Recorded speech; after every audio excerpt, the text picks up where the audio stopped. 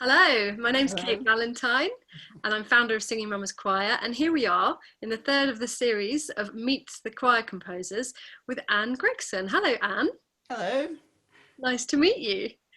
And it's nice to meet you as well.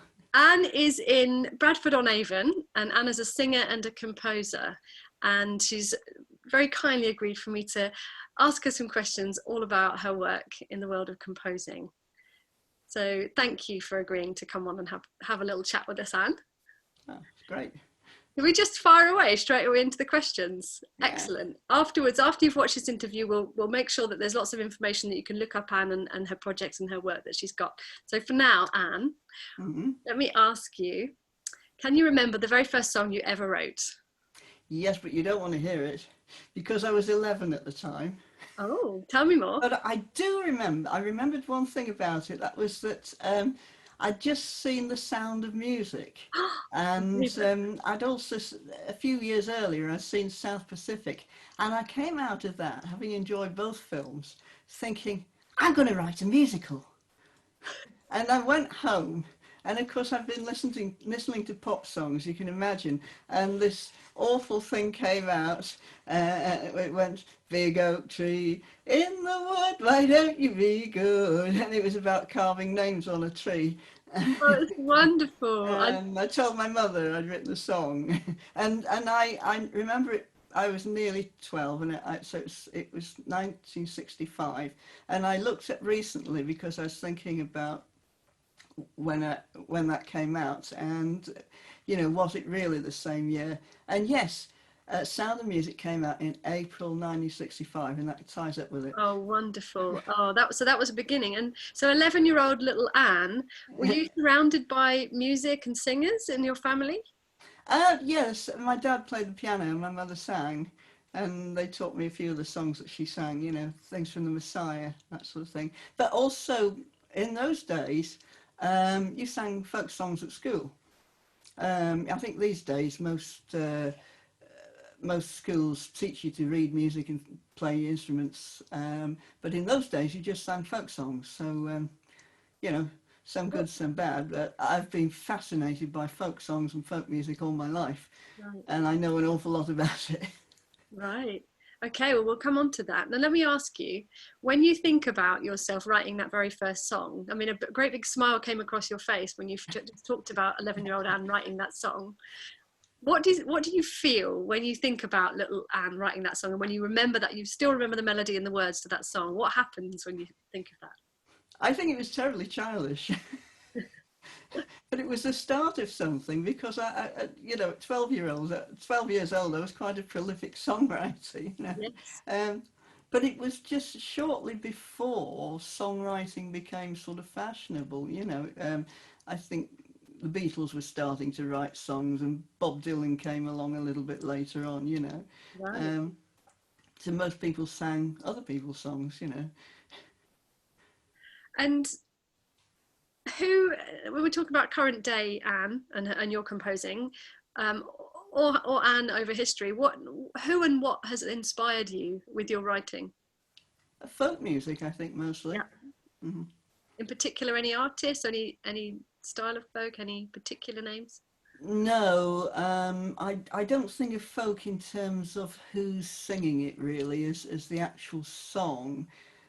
When I learn to sing a folk song, I want to do it my way, and I think very much about the expression and putting the words over, or what some people call telling the story.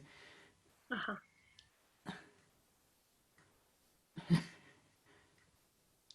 And let me think of, have you got, of all the compositions you've collected, you've gathered, you created, have you got one that really stands out as a favourite of yours that you love?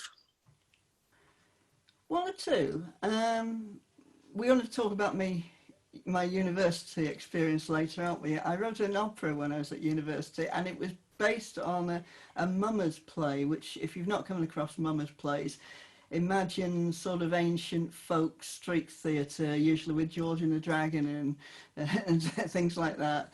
Uh-huh. George and the Dragon was certainly in this one. And we called ourselves the Fiery Dragon Folk Opera Company, which is why later on I formed a group called Fiery Dragon Company, with the idea that maybe one day we'll do the opera again.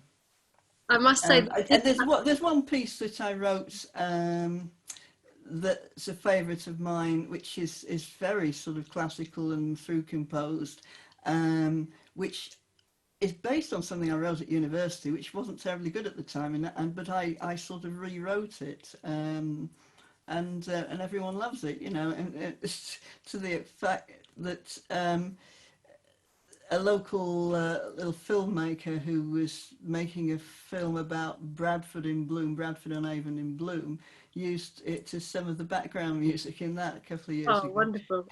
I must say, it did catch my attention when I looked on your website, that particular Did I project. say what it's called? Perfect View? Well, the project, the even just the title of the project was quite eye-catching, and you're lighting up when you're talking about it. What's the name of the piece? Perfect View. Perfect View, and that was one of the pieces from this project, the Fiery Dragon project. Yeah, Fiery Dragon Company, my band played it, yeah. Okay. So so a couple of questions there. How does it, obviously that's a piece that you say you like.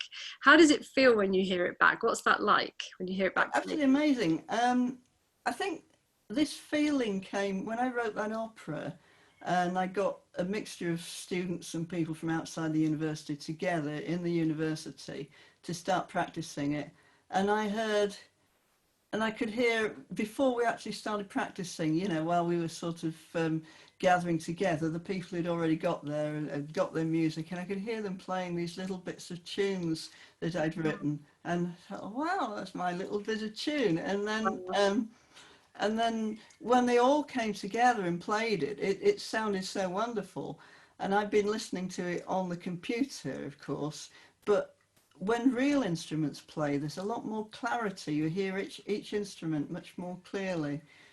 So does that mean that when you wrote it, how, that was another question, you keep jumping to these questions, it's brilliant. So when you're writing those compositions, you're not writing it with instruments? How are you writing it? I'm writing it on a computer. Right, so using a music program called Sibelius, right? And you know, putting in the notes and moving them around. Okay, so before you get to that point where you're putting in the notes, what happens? Like, where does this impulse come from? Where did this piece, how did it arrive, or how do any of them arrive? What happened? Well, going back to the sort of 12-year-old Anne writing songs, something strange happened that you hear about happening and you don't believe it's true. Tunes coming out of the air. Right. You know that it's not real. You know that it's come out your own head. And if you were religious, you'd probably think it was angels singing to you or something like that. And you suddenly become aware of this fully formed tune while you've been thinking about something totally different. And that's the way the best tunes come to you, actually. So some really good tunes came that way. And sometimes, if you're a singer, you'll get a few words with it as well, which will be like the start of a song and, you know, maybe a full chorus or part of a chorus. But usually just a tune. And sometimes nowadays, of course, I use some of the tunes that I've used as songs as part of a longer instrumental piece as well. It's a bit of magic, really, isn't it? Yeah, but I realised, I suppose, when I was in my 20s, really, or maybe a bit before, that I was better at tunes than words. Right. And I thought, well, what I really need to do is to be writing not just songs, but instrumental music and bigger pieces and so on. What I really need to do is get onto a university course to study music. I was working, obviously, and I'd done very badly at school. I'd not got good enough at playing an instrument by any means. I started going to various evening classes. Over the years, I went to lots of them, and they kept folding through lack of attendance, or they'd change into something else. They'd change direction or something like this. I wasn't really getting anywhere. I was getting the music theory background. and in the end, I sort of more or less gave up. And then I met someone who was doing this university course not far from where we live, at Bath Spa University, which had been a teacher training college when we first moved here. We've been in Bradford and Avon 31 years now. And so I didn't want to be a teacher, so I thought, oh, well, I can't study it there. You have to be a teacher if you... I was wrong, actually. Anyway, it became a university, and it's now very good in the music department. And I thought, well, I'm making greeting cards now and selling them to shops. I can't stop doing that. So this girl I've met, who's a wonderful fiddle player, called Rachel Hall, was in her second year at the time. She was 19. And she said, well, I know someone who's doing it part-time, who's a mature student there. You could do the same. I could, couldn't I? Ooh. Yes. And I thought, well, I still haven't managed to get A-level music, or very good at an instrument, or you know. And so I wrote to the university and asked, what do I need to get in? And 2 days later, the phone rang, and it was gone 6 o'clock in the evening, I think. And a voice said, my name's Charles Whiffen. I'm the head of music at Bath Spa University. Your letter's been passed on to me. And within a few minutes, he got my life history. He was a wonderful chap. Well, he's still there. And anyway, they gave me an interview. And I mean, it was spring by then. It was a bit late for applying even. And they gave me an interview, and they also auditioned me, and I sang a couple of songs, and they let me in. That's incredible, Anne. and you said then you were a mature student. I was 55. I'm just coming up to 67 now. So something in your application was noticed. They'd maybe write an essay and a review of something as well. Right. To prove I could read and write, I think, basically. And that's wonderful. And the way you tell that story, it sounds like it was quite a significant point in your life. Very, yes. And in fact, it quite changed my life, because I'd never been to university. I did very badly at school. And just working with, you know, young, very good musicians and composers was quite an eye-opener, you know. And so how was that... How was that meeting with your younger experience of just kind of catching these songs out of the air as you described, and now with the technique that we talked before, you said you spent 6 years studying that course. Well, I actually spent 8 years, because I spent 6 years over what would have been a 3-year BA course, and I spent 2 years on the Masters in Composition after that. Right. So now, after all of that, and with your own natural ability to hear songs and to bring them, what now? How does your life look? What's it like to be working with songs in these ways? And the songs still come out of the air. They do. But I also find that I can engineer them as well, so I don't have to wait for them to come into the air. If I just sort of play a few notes on the piano or something, or sing and improvise, tunes will come. And I'm looking more at them being more sort of through composed, you know, not just... I suppose you think of pop songs, you think of folk songs, and they follow usually a very simple structure of sort of like 4 lines, or it might be 8 lines, and they always sort of come, and usually there's a similarity between 2 lines.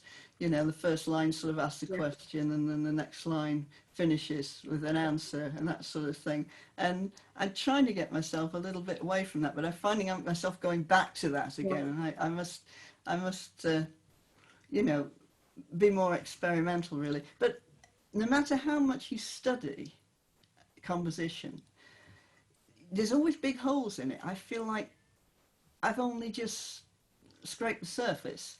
So I'm now going to an evening class called Jazz Factory in Bradford and Avon, where they're teaching me about jazz. And it's completely different. They use different sort of chords and everything. And so I'm still learning. Still learning. Wow. And tell me, how do you know when a song is finished? Ah, well, it never really is it? When I'm satisfied with it, but quite often I'm not really satisfied with the words. Right. And of course I harmonise them if I can, and often I'll go back to them and think, oh, I don't like that line, I'll change it again. You Tell know. me how has it ever happened that you've composed a piece and you've heard it played differently to how you dreamed it? With songs particularly, yes. What's that like? When that happens, what's it like? I'm usually disappointed, Mm, but I think that maybe what they're producing is just as good. It's just that it's not what I expected, you know. interesting. Yeah, yeah. Usually it's a case of them not fitting the words to the tune as I would have done. So you give someone like the first verse and chorus and how it and the harmonies, and then you sort of give them a recording of it and expect them to listen to that and fit the words the way you did in the other verses, but they don't. They don't go to that trouble, and I forget. It's obvious that they wouldn't, you know. Right. Um, So another but question. sometimes, I mean, when you hear something you've listened to on the computer and you hear that played by real instruments, there's a clarity in each instrument which is makes the whole thing more interesting, actually. So Sure. that is really good. Yeah, I can imagine. Must be an amazing feeling. And do you have a sense for how far your songs have travelled? I think that I'm just beginning in some ways, getting them out there. I don't think there's an awful lot of people around singing them. We did. Me and my husband did 3 trips to the States and did a lot of gigs over there. And there's 1 or 2 songs that got quite popular over there with other people picking them up, I believe. So tell me, let's get to nuts and bolts. So if somebody hears your song um, and they want to share it, Yeah. what do they do? And that's a question which is also in relation to how do you get paid for your work? What do they do? Well, I just give it to them and say, sing it, you know. How about if they don't hear it from you, if they've heard it elsewhere, if they've heard their song elsewhere and they know it's your song? I don't know. I've not come across that. I come across when I've been disappointed, someone has sung something and the tune got sort of watered down because you hadn't listened to the tune properly Mm, and it didn't sound as good. mm, Um, but I think she got it directly from me. I think she just looked at the words. Yeah, that's something that can go wrong. Someone mm. looks at the words and they sort of half remember the tune. They remember this basic rhythm of it, but they. It's a funny thing with music when it moves on. Quite often, the intervals get smaller.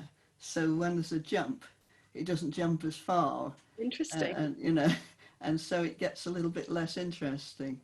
Uh, Ah, and I've often wondered about folk songs. Well, how come they don't all end up on one note? But then a friend of ours who's quite talented, um, I noticed him singing 1 or 2 songs, and he sort of got a few of the notes slightly wrong, but it still had a lot of up and down in it. So if a talented person gets hold of a tune and they don't quite get it quite right, and they sort of make up the other bits in their mind, then they do get that an up and down. It comes somewhere different.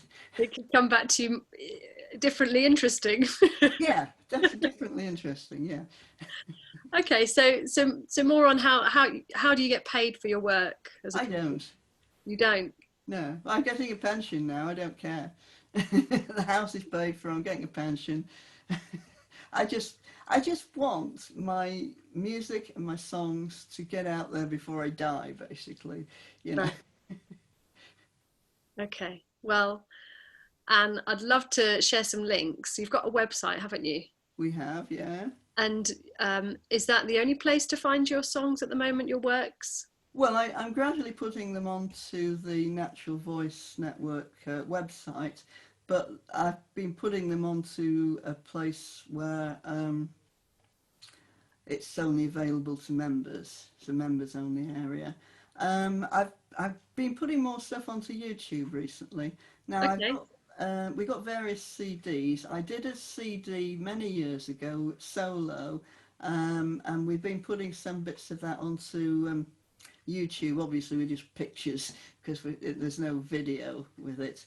Um, and we just put one up with a tune about a fiddler where I got a local fiddler called Heather Brown to accompany me, and that's rather good. So if you look for the fiddler Anne Gregson on YouTube, you should find that. We'll definitely Um, put some links and along with. and we pardon? We'll put all the links along with this Oh, we can interview, do, can't so we? that we Yeah. don't have to look very far after this. No, I did a CD with my husband Chris called Peaceful Harbour. That was quite a few years ago now as well, and that's got some of my songs on. It's a mixture of my songs and folk songs and one or two others. And then I sing in a three-part harmony group called Eagle Alley, and that's got we've done two CDs with them. Um, if I can remember what they're called, All in Harmony and See You When the Sun Goes Down. But people, so if there are CDs available. Yeah. Do you put them for sale anywhere on a website? Is it? Well, I've got my website, and Eagle Alley's got a website. Okay. All right. But that's not just my songs on Eagle Alley. Sure. So, Okay. we sing all sorts of things. We do quite a lot of shanties. I Lovely. bellow with a couple of boys, you know.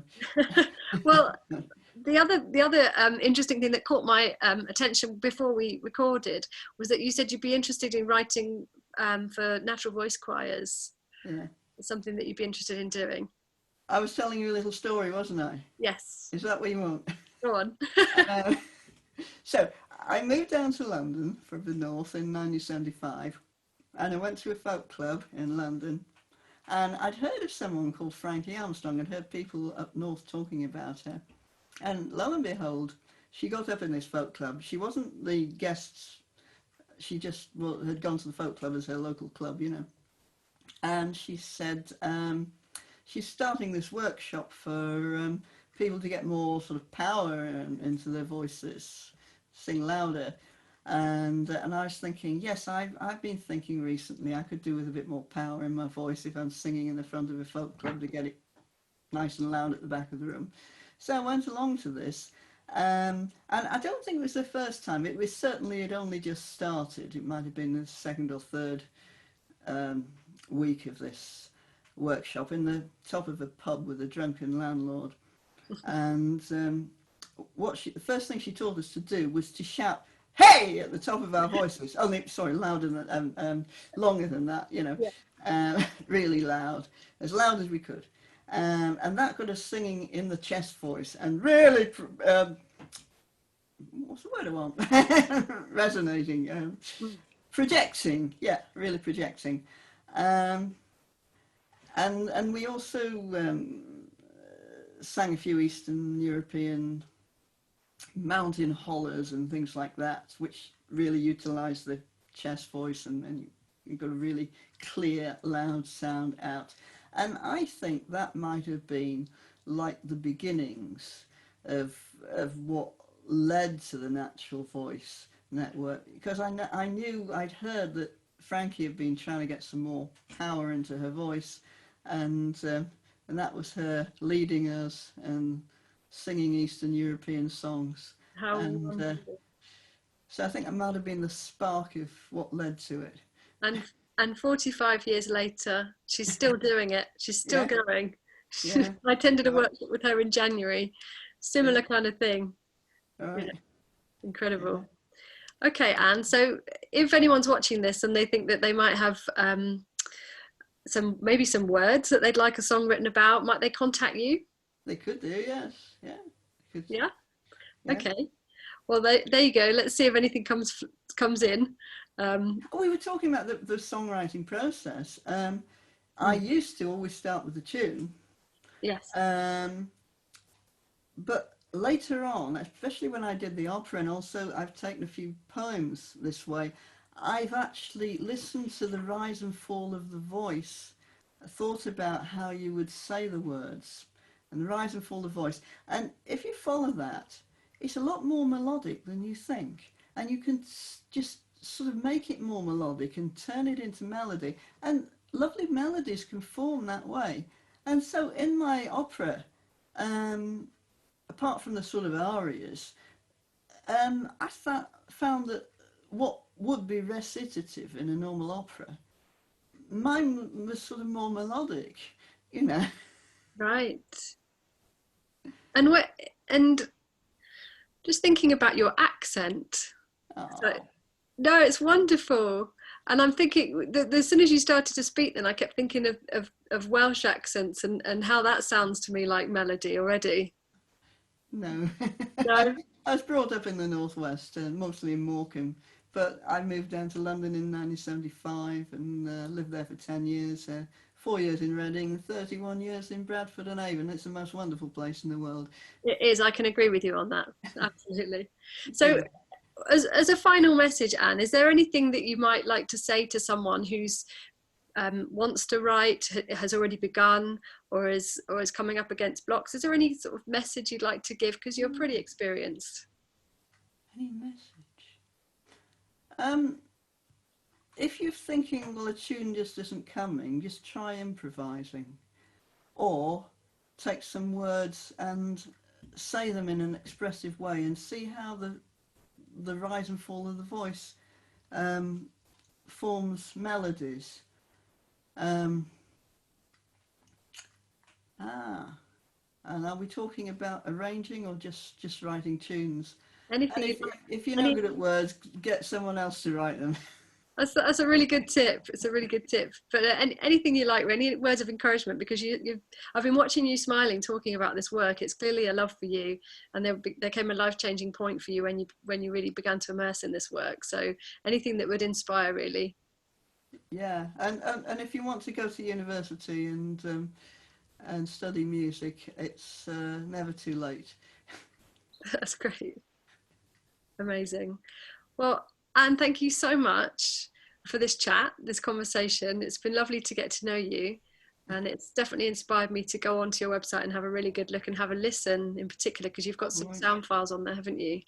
I'm gradually I'm putting some more stuff on at the moment Lovely. actually. Yeah, and Great. we're putting scores on as well, so people can Well, it's can just download the scores. incredibly And generous of you. and so long as you credit me, and I'd like to know who's singing the songs and who's playing the music. You know, I love people performing my music. Wonderful. So we can credit you by giving your name and your website. Have you got any Yeah. social media? Do you do Facebook, Anne? Yes, I do Facebook. Have you Yeah, got a I've got a Facebook page? Facebook page. Yes, I've got Anne Gregson composer, and of course just Anne Gregson, my ordinary Great. So we can, if we meet usually. your work, we can tag you, we can credit you, we Yeah. can share, we can email you to give you feedback and ask for permissions, and we can enjoy your work. That's so incredibly generous for you, of you, Anne. Thank Thank you very much. you. And thank you. Lovely talking to you. Really lovely talking to you, and we'll be back on here for interviewing a few more choir composers in this series from all different walks of life. So yes, join us for the next one. Bye, Anne. Bye bye. Thank you.